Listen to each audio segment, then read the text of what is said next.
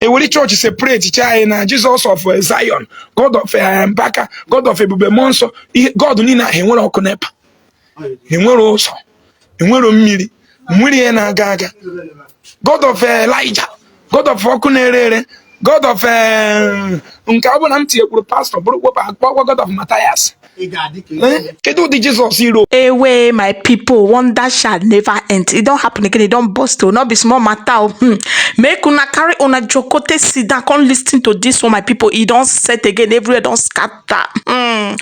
This update so they come from Mathias Ezeaku Ejiofor, my people. He don't still scatter ground, not be small something, my people. Hey. Make una come listen to this one. May you not come be say I too talk. Now my mouth on for hear everything. Make una come hear am for the horse's mouth. Wetin he talk for inside this video, my people. Hi. Not be small something. Make una watch the full video. Eweli church separate China, Jesus of Zion, God of Mbaka, God of Ebube Monso, God nina he nwere ọkụ nepa. He nwere ụzọ, he nwere mmiri, mmiri na-aga aga. God of Elijah, God of ọkụ na-ere, God of nke ọ bụ na m tinyekwuru pastor bụrụ God of Mathias. Kedu ụdị Jesus hero ka na-achọ onye ya agọzi? Ọ na-achọ onye ya agọzi, mana ihe niile amụ n'Europe ta na-akwụ ha ụgwọ. Sọsọ na baị ka ọ na-achọ onye ya agọzi. Onye ka ọ ya eme eze? Mbaka sị gị jewe na-akwa ọjọọ were amaokwu nke 14 wee gbadata na amaokwu nke 5 mana mbaka mara ka esi arụ gị ya bọs na ewawa sọsọ iji maikrofonu na-eme mkpọtụ onye ka ekere eke onye bịa butewere m oche penta onye ka ekere eke onye ka agwara agwọ ekere eke agwara agwọ ereri gbọpịa gbọpụ gịnị gịnị ka ị na-agbọpụ gbọpụ gịnị unu emetọzi na Igbo buy the neutral enwere ọgwụ ji gị enwere arụsị ji gị fe ji gị gọọmenti onye gbakọta mbọ nwee problem da isi na mmadụ kwaturu ya na o jere gwọọ ọgwụ gwọtuo ya ndị nke na-ayị ala sị na ha na-eme native doctor na-abụrụ dị ihe bụ native doctor bụ ndị na-agwọ ya ndị ji mgbọrọgwụ na akpa akwụkwọ agwọ ya native doctor dibịa pụtara doctor ndị nke aje na-ekechi ngwere wee na-egwu gị wayo ekechie ngwere kechie bụ usi si na-ekechie mmadụ kechie gịnị mana egwọrọ m ha ekechi si nsị ahụ enweghị pastọ ụnụ ncha na-ebezi agwa na pastọ pụtara nya nsị ya gosi m onye kpuru ise kpere ekpere Jizọs mere ọfụba ụzọ ma onye dara ngwụrọ gara ije anyị na-eme the program ọ sị m ka ọ kpọrọ m fon nọmba nye were nọmba nwunye ya nye m kpọọ m mkpọ dị leda masị ya shift ọ na-asị dị ledi shift n'iru ozugbo m ka achụ na onye na-eme ha na-aba agbanye dị fon wayo ị na-ada mblin stupid ị na-eme Zion ayị ada eri na nwa Zion na-abara n'oriri ihe mere ji asịrị nwa Zion na-abara n'oriri maka na ịma na m nwa bụ Ezeaku can be killed any moment tomorrow because of motor accident because ị na-afụ na nwaanyị dị ime na-anwụ carelessly because n'ụlọ ọgwụ adịghị o ya mere iji pụtazi ịfụ na people na-anwụ nwunye rịpụtazi si na gị nwa Zion iburu anụ oriri weta nọ ị na double toast ka ọ bịara na gị nwa kpami nwunye anya ozugbo Zion ya m me market ama na ofu nya bịa Zion ama na ịbịa pụta gbasiwe mbọ ike face reality enweghị onye nwere any power ọbụla karịa physical power blow me I blow you ọnọ ndị military onye command Obasanjo nyere command agbarie ma ihe ni agbarie one community na Bayelsa enwere spirit protect anybody there Obasanjo nyere command agbarie whole community the first born of the community tie apia the power of man African na go flight EMG ba aeroplane na Lagos kita bụ 1:45 if I'm not mistaken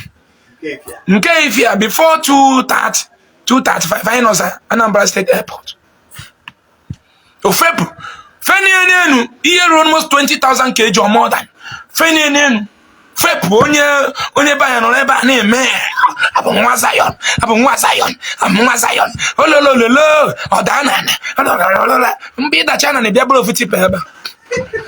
mgbe ịdacha na bịa bụrụ ofu 911 ebe ka ndị ọrụ m were whisper na pịa gị 2x2 n'isi ndị atinye anyị n'afụfụ ike ama mgbe m na-eje nrụsị ofu tipa m ọbụla pụtara ifuru o nwere tipa m ndị m na-esi ebube mmụọ nsọ na Mbaka then ọrụ asaba ọdada anyị rụcha tipa ebe buru ejewe adoration Mbaka stress iru ụtụtụ ichigide ka ndị mmadụ nupụchi wee bute ya ka daddy wee wụọ i wee goro olive oil 500,000 na 200,000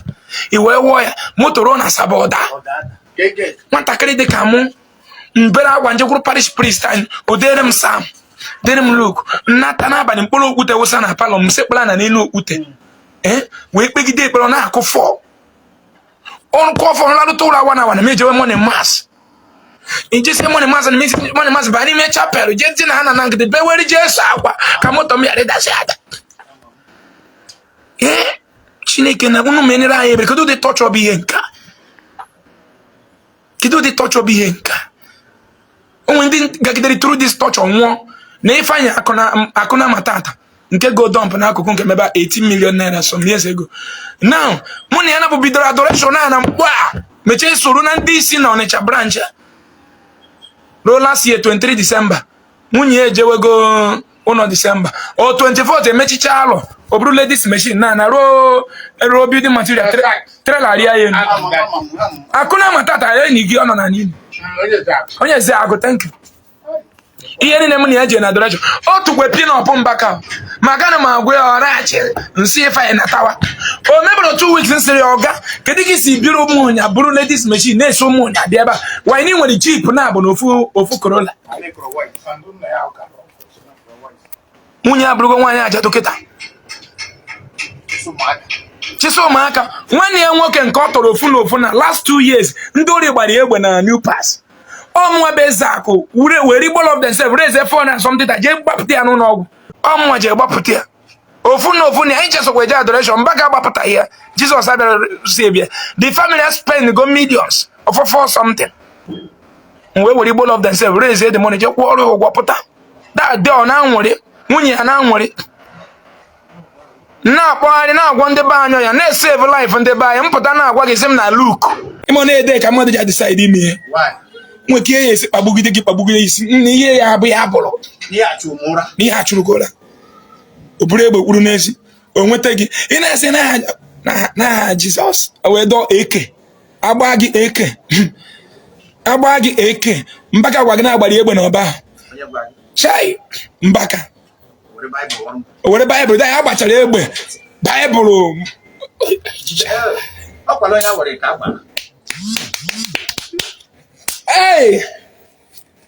agbara Mbaka eke gba ya eke tutututu mgbọ niile a speed a mgbọ ji aga owu ike dị bullet okpokoro nje tinye n'ime Baịbụl zichie ya with zip anụrụ m na na-eri eri o anụrụ m na ndị ụka na-eri eri o anụrụ m na ha na-ata ata bịa na ọ bụrụ eziokwu a na-eri gị ọnwụnụ anyị echi niile ị na-ebe ka iti ihe afụbọt ihe na Facebook onye nwe m ịnọzikwa ome ka obi Kristianity bụ ka a na-emeri gị ebere enweghị onye ọcha na-eme ebere onye ọcha believe na law reality you work you chop if you no work you no go chop agụchara n'ụgọrụ n'ụmụ egwu Oluwa bless me, make I bless my mommy. If I no drive Benz, waiting again. Hi, ibiri na one room na agụ ya bụ egwu na ịchọrọ ịgba Benz mana Benz a ka onye ọcha ji eburu on credit for taxi o. Benz niile agata taxi ka eji agba n'obodo nnachi. Benz a na-anya ebe a bụ taxi ji atụkwasịchara ihe taxi n'elu. Onye ụmụrụ ọkpa na-agụ bless me my Benz, bless me the Benz. Unto bless you with ihe onye ọcha lụrụ for over millions of years nke lụpụta uho ị na-arụ n'ụka ị na-eme ekpere Ekene Maria egocha Ekene Maria go angel nke ife omimi nke anwere na nke afọfọ uho nsị ọbọgwụ ụdị mmadụ m nwa anwa achịa gị first thing m marụ bụ prison funu nwa m na-enye gị what it takes to be a good mechanical engineer to produce whatever that is producible. When we take a bit of plate n'aka nga ntọgị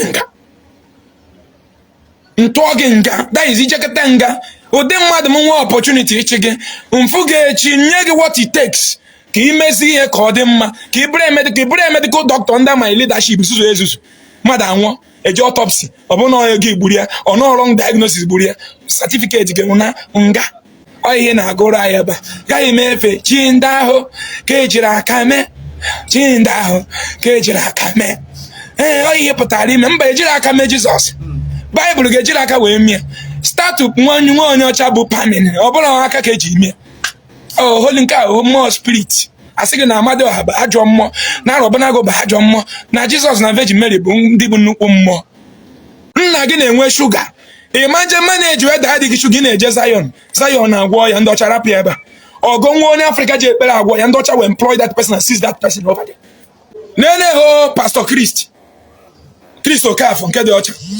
iwayo ni na o gburu fọrọ onye ọbụla na ya ndị mmadụ ka na-eturupụkwa na chọọchị ọ bụ live video jekwefu ndị banye ebe na type eme just gwa onye banye receive money na ego were ya ọbịa nara ego onye nnalụ uho ma ọ bụrụ ndị ọrụ baba uho ihe nọ bụ izu ụkwụ aka ndị n'ala ị na-eme otu a hita na-apụghị n'ahụ ebe ka ha nọ agwọrọ agwọ ekereke eriri back to sender enwe back to sender candle enwe back to sender oil enwe back to sender water onye mgbu Israel na ha eme back to sender to Gaza physical nwe okwukwe fada na-enwe okwukwe wee rụọ ụlọ ụka ọkwa practical money ka ọ na-anata ma wee rụọ chọọchị eji okwukwe gonye TB Joshua na ebe ọ lụrụ akirikite m ụnụka TB Joshua na Lagos enwere ụlọ dịka ụnụka TB Joshua na Igbo niile enwere building dịka synagogue church na Lagos na Igbo niile ke ndị rụrụ ụnụka ụmụ Igbo fa na-achọ miracle ụmụnne m ime ndị a ga-eji na-eriri anyị bụ ndị Igbo mugu because anyị bụ ụmụ agụ anyị chọrọ ịdị mma anyị bụ ụmụ eze so mgbe bezi deceive ogo n'oge bịa ka enye gị ihe anyị chọrọ ijewe analogu nke iji TB Joshua na-eresi gị mmiri eresi ọ bụrụ na mmiri a na ike dị na enweghị eji na-eri ya ele ekwesịrị ọbịa igoria free mgbe gboo na-abịa enye gị ọgwụ si gị ọrụ ọrụ gị chieta dị akene ọ ihe na-eme mgbe gboo ihe onye Enugu steeti na-agba obo omewo ya Jehova Jaire emewo ya aka na-enye ya emewo ya o mere ya n'oge ya tobo omewo ya kpakpando o kere gwara ya kee ya ịmaka esi ke ya onwere mbọsị pụtara kpakpando ya repụta onwere mbọsị pụtara anwụ ya rechi ife niile Chineke mere omegi ya perfect. Stop using the name of God to defend your identity and your vagabond. Nwoke South Africa sịrị gị Elliot ewere indomi na-enye Elliot wayo asị gị na-akpọlitego onye nwụrụ anwụ Elliot onye onye ojii chọrọ efu Elliot na-enye Elliot indomi onye nwụrụ anwụ kunitere na ezima iche na mmadụ n'oge ọnwụọ your organs must be affected. So organs a nwụrụ na mmadụ ji ekpọ nwa ọjọọ revival ihe mere gị aka anya ji eto okorobịa ngwa kunianụ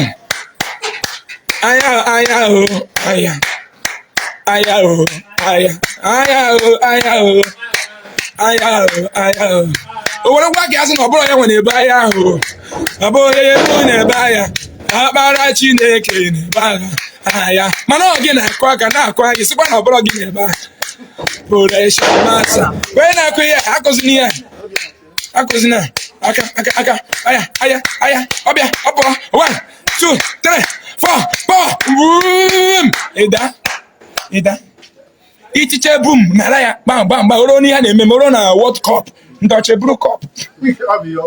ichiche wu agha oro n'ihe ụwa na-afụ anya oro na World Cup ndị ọcha buru kọp agbapụ unu afụara gị pam